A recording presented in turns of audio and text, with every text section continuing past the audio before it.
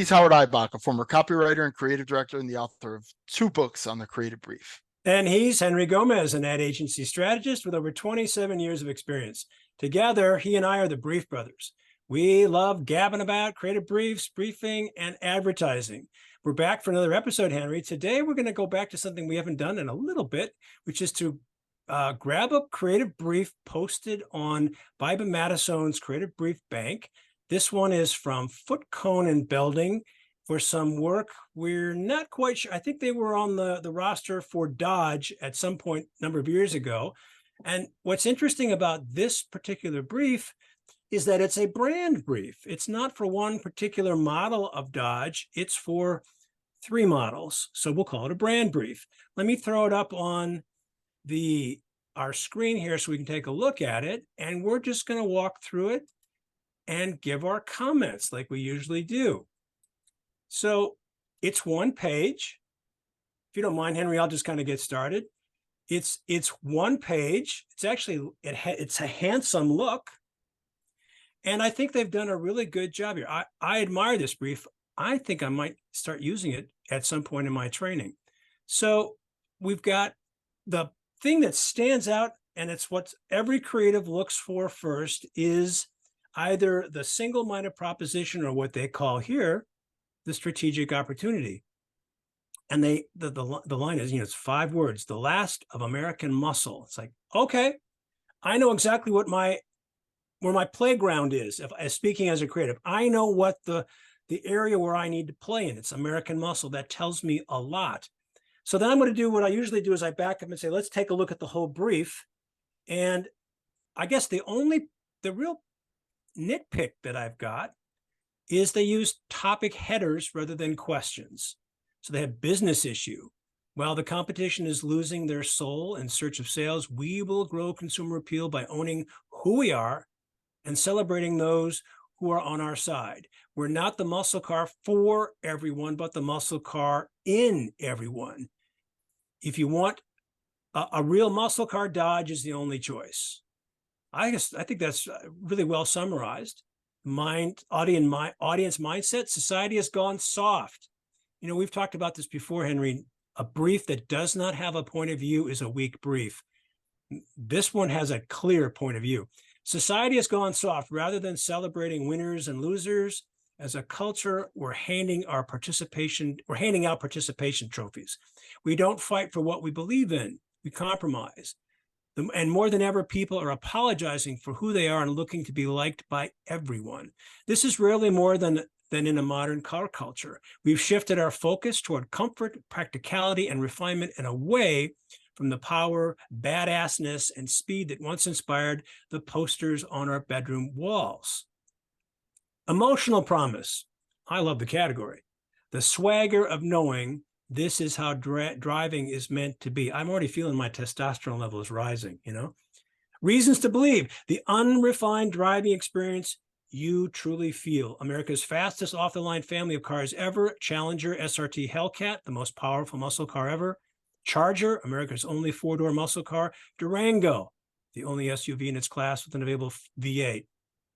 Tone of voice. Rebellious, unapologetically unrefined, aggressive, adrenaline-filled. And here's the assignment.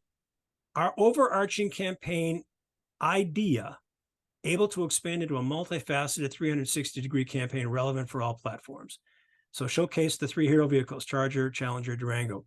Overall, this is, I think, a clear brief. It's got a point of view. I can feel, an emotional heartbeat here. And as a creative, I know where this thing needs to go. I like it a lot. What do you think, Henry? I'm not as high on it. It feels to me, especially the first 2 sections, more like a manifesto than a creative brief. Like I like the language. It seems like maybe a creative wrote it. Like, is this actually the brief, or is this the brief that they retrofitted to the idea they came up with? I don't know. Obviously, I'm a big fan of FCB. They're a long-standing agency that's done a ton of great work, and and I think I'm pretty sure I remember the work that this was. Dodge a few years ago made a concerted effort in their advertising with a lot of what you see in this brief. I work in the automotive category, as we've addressed many times. I've been working on the Ford Motor Company's business for 5 years, so this is a direct competitor for us, although not as much anymore in terms of Dodge, because Ford doesn't have really any cars anymore. We just sell trucks and SUVs, except for the Mustang, which would be a direct competitor here to Challenger specifically. The I don't know. I mean, like I said, I feel like it's a manifesto, and I know that this definitely got in this feeling got into the advertising. So in that sense, it definitely gets points. But going back to Dodge, it's a long-standing brand founded by the Dodge brothers. They're kind of zigging where other car manufacturers are zagging, and the brief kind of alludes to that, right? It talks about, how they're really focusing here on muscle car. And really it's an area where no other brand as a brand in its entirety is going. Like, we could talk about Mustang or Camaro as muscle cars within Chevrolet and Ford respectively, right? But not as a line of muscle cars as they have here.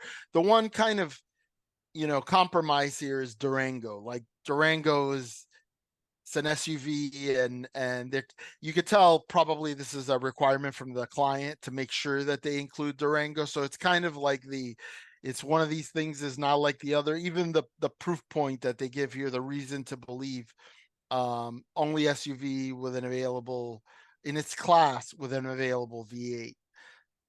Not screaming muscle, but I think that from what I remember, they did a good job in capturing that muscle car spirit, and the products that they're specifically highlighting here, in terms of the Hellcat and the Charger, are they are what they promise here. The Hellcat, I have a friend who has one, is just an unbelievably loud and fast muscle car.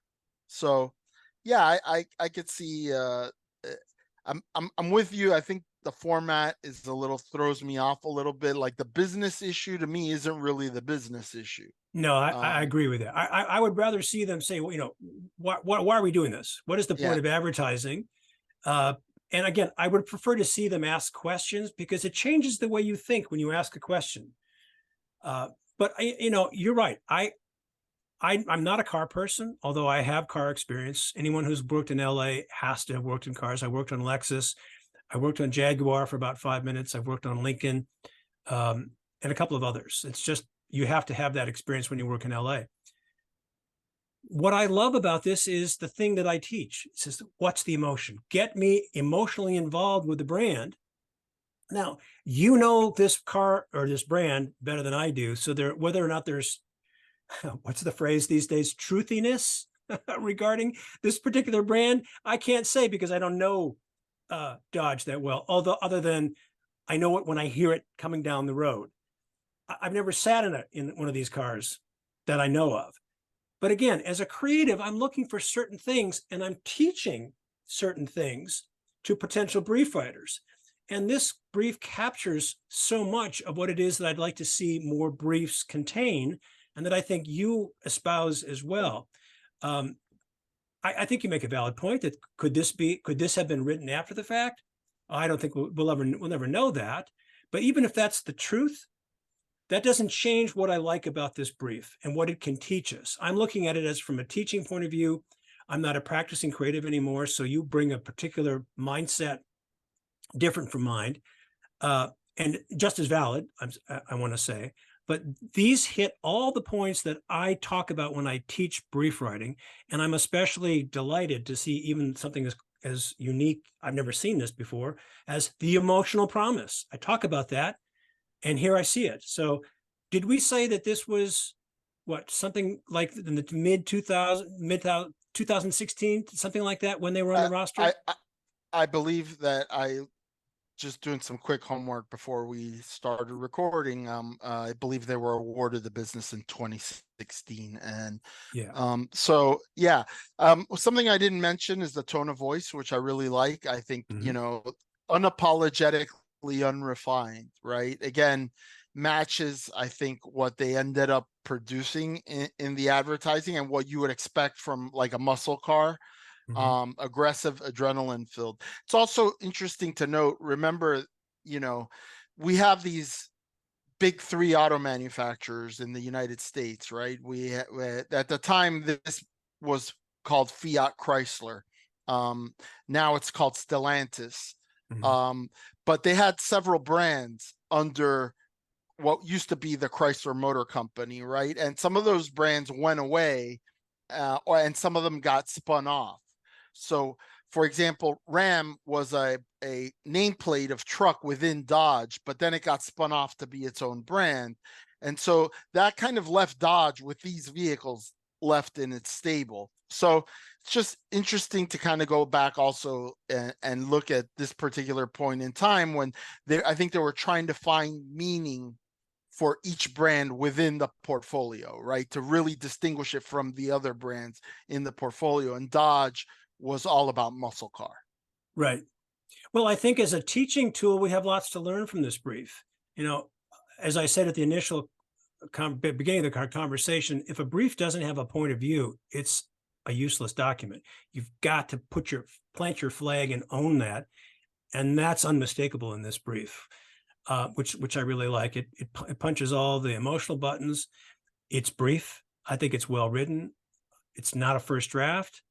A couple of minor nitpicks, but other than that, I'd say this is a great teaching tool. Good stuff, Henry. Good stuff, Howard. He's Henry Gomez. And he's Howard Eibach, and together we're the Brief Brothers. Till next time. Bye-bye.